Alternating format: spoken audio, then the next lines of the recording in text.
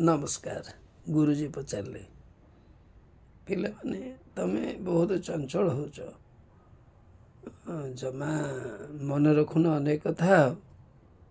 पिला माने कहले गुरुजी सबुदिन तो आम सब कथा कहू आपण जहाँ पचारती आज टी आम कहीपरनु कहीं आपण एपरी कथा आमको पचारुचंती जार विज्ञान आम पाखरे नहीं आम पाखे ज्ञान आसुनी आम भितर यदि से भली चेतना शक्ति था आमे आपण कथा बुझी पारंतु आमे तो निश्चित भाव में कही दिंतु आमे बुझी पारुनु कॉन्सेप्ट जो मनरे जो कॉन्सेप्ट आपण दौरान ज्ञान दौरान आम मुंडरे पशुनी आमे बुझी पारुनु क्षमा करेंगे गुरुजी कहले सत कहूँ रे ठीक कहलु धन्यवाद। हाँ तुम मुंडरे यदि तुम मनरे यदि चिंता न पशुची गोटे कथा ताहले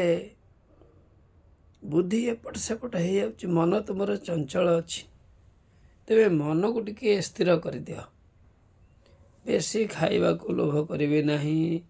सुंघिबार काम को नियंत्रित करी विभिन्न आड़े बुलिकी आनंद नबाटा को बंद करी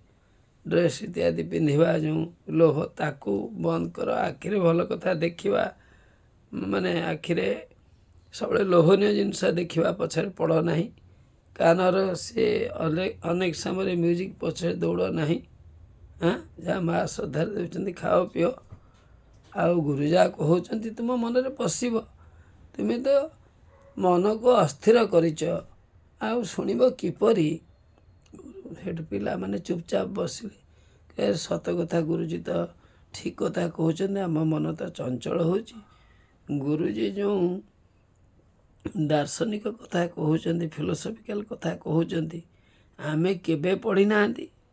आमे शुणुना ठीक रे शुणिले भी बुझीपार ना लाज माड़ुची कहवाई पचारे लाज माड़ुची एक मन आसूची सेठू गुरुजी जानीपारे कहले एगुड़ा कौन एमती भाविले रे एई पिला माने तुम्हें कौन भावुच एमती कहून कि आज कौन है कि गुरुजी आम जानीपारू आम टिके आउरी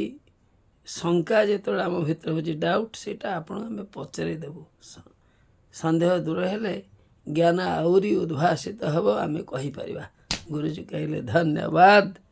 यह शिक्षा कर सन्देह को दूर कर दिया सन्देह को फपाड़ी दिया सन्देह को जो फपाड़ी देव ज्ञान स्वतः आसीज है एथिपाई